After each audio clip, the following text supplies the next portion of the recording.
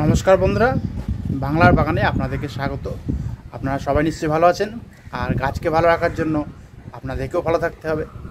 দেখুন, এখন কিন্তু বেশ একটু ঠান্ডা আমেজ একটু মাঝে মাঝে আসছে বলতে মাঝে মাঝে যে বৃষ্টি হচ্ছে, একটু বর্ষাকাল এখন অবশ্য নামেনি, ওই কালবৈশাখী ঝড় হচ্ছে মাঝে মাঝে।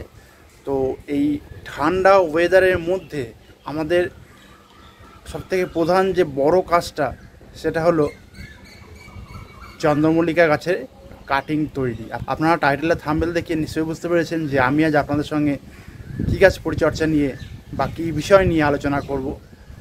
হ্যাঁ, ঠিকই ধরেছেন, আমি আজ আপনাদের সঙ্গে কীভাবে করবেন চন্দ্রমল্লিকা গাছের কাটিং আমি আজকে আপনাদের সঙ্গে সেই ভিডিওটি শেয়ার করব।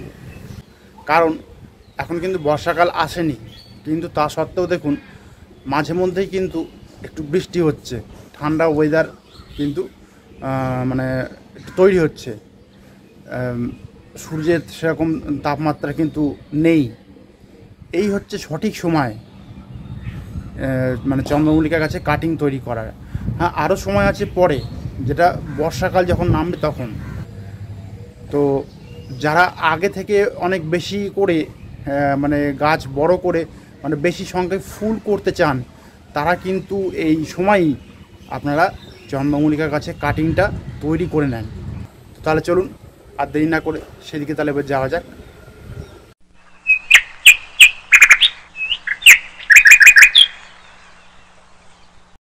দেখেন, প্রথমে আমি বলে দিই যে এই চন্দ্রমল্লিকা গাছে কাটিং বা চারা তৈরি করতে কি কি উপকরণ লাগে। দেখেন, আপনারা এখানে নিশ্চয়ই দেখতে পাচ্ছেন যে আমি কী কী উপকরণ নিয়েছি, তবে আমি আমাকে বলে দিই।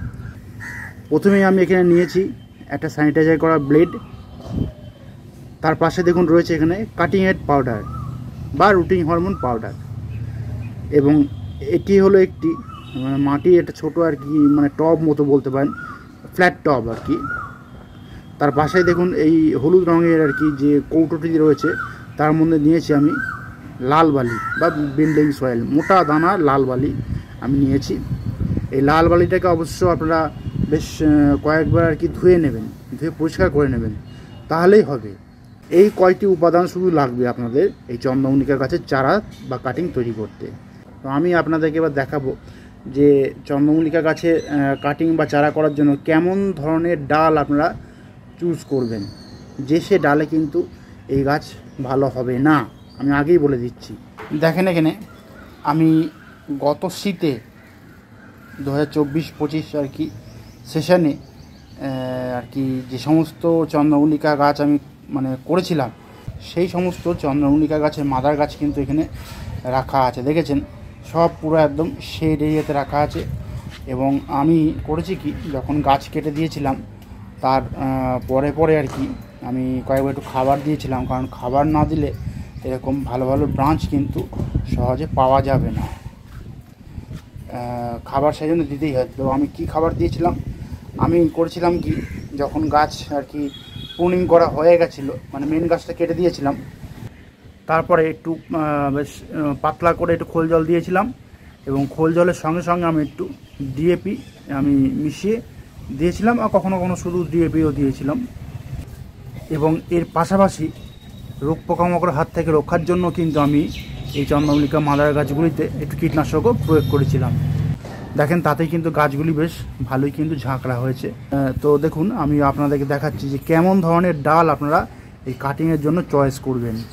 দেখেন, এরকম স্বাস্থ্যবান ডাল আর কি খুঁজতে হবে আমাদেরকে। এই দেখেন, দেখেছেন এইটা স্বাস্থ্যবান আছে, এইরকম স্বাস্থ্যবান ডাল দেখে একদম দুই পাতার মাঝখান থেকে কিন্তু আপনারা কাটবেন। দেখেছেন, আমি আপনাদেরকে কেটে নিয়ে দেখাচ্ছি। তো আমি এই ডালটি প্রথমে নিলাম, আমি আরও ডাল নেব এবং ঠিক একইভাবে আমি ডালগুলিকে কাটবো। দেখেন, আমি এখানে কিন্তু চন্দ্রমল্লিকার ডালগুলি কেটে নিয়েছি। এবার আপনারা করবেন কি, যে পাতাগুলি রয়েছে এই ডালে, সেই এক্সট্রা পাতাগুলিকে ফেলে দেবেন। অর্থাৎ আমি বলতে চাইছি, নিচ থেকে যে পাতাগুলি রয়েছে সেই পাতাগুলিকে আপনারা ফেলে দেবেন।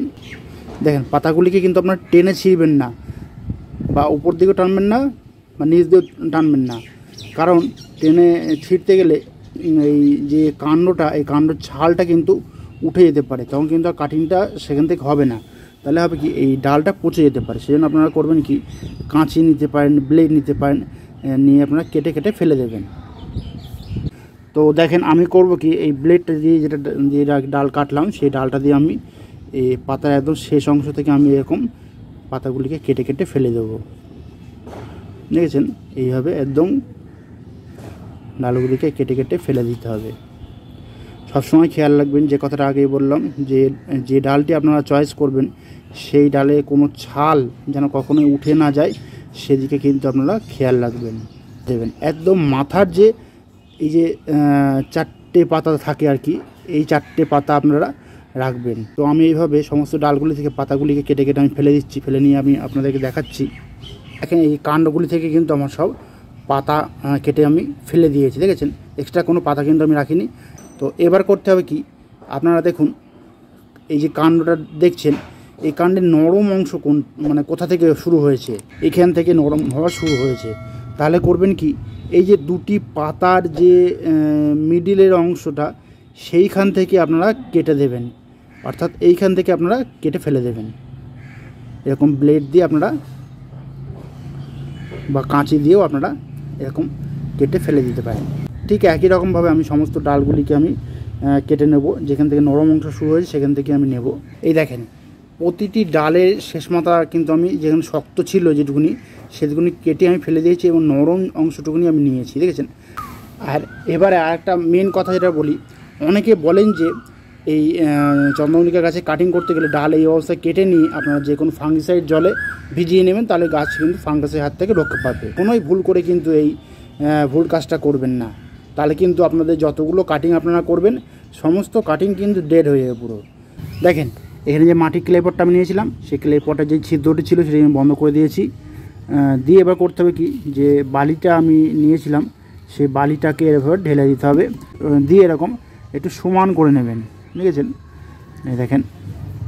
দিয়ে এবার করবেন কি, এই মানে বালিটাকে একটু ভিজিয়ে ভিজিয়ে নেবেন, এইভাবে একটু ভিজিয়ে দেবেন। কারণ আমি বলছি আপনাদের, হবে কি, যখন আপনারা রুটিং পাউডার লাগিয়ে আপনার কাটিংটাকে বসাবেন, তখন কিন্তু জল দিলে কিন্তু কাটিং পাউডারটা ধুয়ে চলে যাবে। সেই জন্য বলছি আপনারা এইভাবে আগে থেকে কিন্তু বালিটাকে জল দিয়ে আপনারা একটু ভিজিয়ে ভিজিয়ে দেবেন।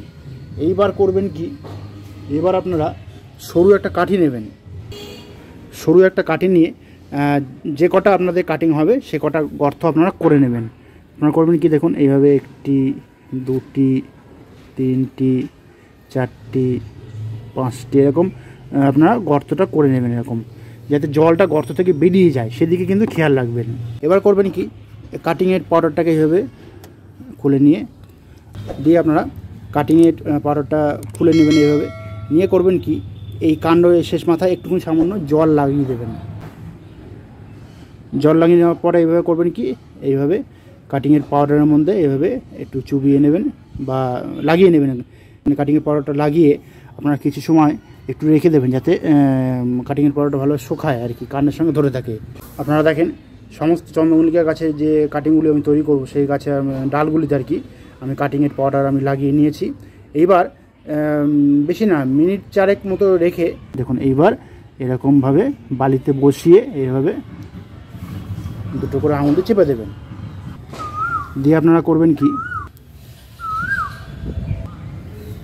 সমস্ত কাটিংগুলিকে আপনারা এইভাবে বালির মধ্যে বসিয়ে দেবেন। দেখেন আমি এইভাবে বসিয়ে দিচ্ছি। যতগুলো আমি ডাল কেটেছিলাম সমস্ত ডাল কিন্তু সোজা সোজাভাবে বসিয়ে দেবেন। এই দেখেন, এই বসানো হয়ে গেল। এইবার করবেন কি, এই বালিতে কিন্তু এখন আর জল দেবেন না। আবার যখন বালি শুকিয়ে সাদা হবে তখন জল দেবেন, এখন কিন্তু ভুল করে জল দেবেন না। আর এবার আমি করব কি, এই মানে যে টবে আমি যেটা বসিয়েছি চারাগুলি, সেগুলিকে কিন্তু আমি এবার সেমি শেড যুক্ত জায়গাতে রাখবো, যাতে সূর্য আলোটা সকালে একটু পাই, তাহলেই হবে। তো আমি সেমি শেড জায়গায় রেখে দেবো। দিয়ে আমি মিনিমাম অন্তত 16, 17, 18 দিন মতো আমাদেরকে ওয়েট করতে হবে, যাতে শিকড়টা যতক্ষণ গজায় আর কি। দেখেন আজকে প্রায় 15 দিন মতো হয়ে গেছে। আমি 15 দিন আগে এই একই রকম একটা মাটির পটে আমি এই চারাগুলিকে বসিয়েছিলাম। তো এবার আজকে দেখব আমি যে চারাগুলি তৈরি হয়েছে কি না। তো আপনাদেরকে আমি দেখাচ্ছি। দেখেন আপনারা এরকম একটা কাঠি মতো নেবেন বা অন্যান্য কিছু এরকম একটা নেবেন বা ছুরি নিতে পারেন। একদম গাছের গোড়াতে আর কি এরকম আস্তে করে চাপ দিয়ে হালকা করে, বেশি প্রেশার দেবেন না, আস্তে করে এরকম উপর দিকে তুলে দেবেন। কখনো কিন্তু টেনে আপনারা তুলবেন না। এই দেখেন, দেখেছেন শিকড় কিন্তু গজিয়েছে। আজকে বললাম বেশি দিন কিন্তু হয়নি, এই 2 সপ্তাহ কয়েকদিন হয়ে যায় জাস্ট আমি বসেছিলাম। তো দেখেন শিকড় কিন্তু বেশ ভালোই গজিয়েছে, অসুবিধা নেই। এবার আশা করছি ওইগুলোতেও শিকড় ছাড়বে, কারণ একই সঙ্গে যখন বসানো এটা শিকড় ছেড়েছে তখন ওটাও শিকড় ছাড়বে। তো এবার করতে হবে কি, দেখেন আমি চারা তৈরি করে যেরকম আপনাদেরকে বলেছিলাম যে টবে বসাতে হবে, মানে থাম পটে বা এরকম কুড়ির মধ্যে আপনারা বসাতে পারেন, বা যে কাপে আমি বসাতে বলেছিলাম সেই কাপে আমি বসাইনি। আমার কাছে এরকম কুড়ি পট আর কি আছে বলে আমি এরকম কুড়ি পটে বসিয়ে রেখেছি।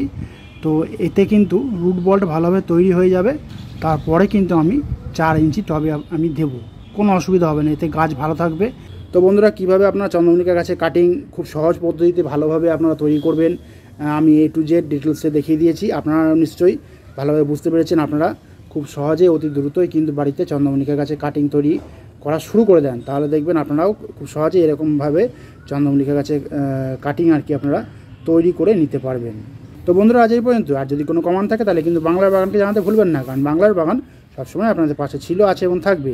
আর আমার এই ভিডিওটি যদি আপনাদের ভালো লাগে তবে লাইক করবেন, গাছপ্রেমী বন্ধুদের মধ্যে শেয়ার করবেন এবং আমার চ্যানেলটিকে সাবস্ক্রাইব করে বেল আইকনটিকে প্রেস করে অল নোটিফিকেশনটিকে প্রেস করে রাখবেন, যাতে এই নিত্য নতুন ভিডিওগুলি আপনাদের কাছে খুব সহজেই পৌঁছে যেতে পারে।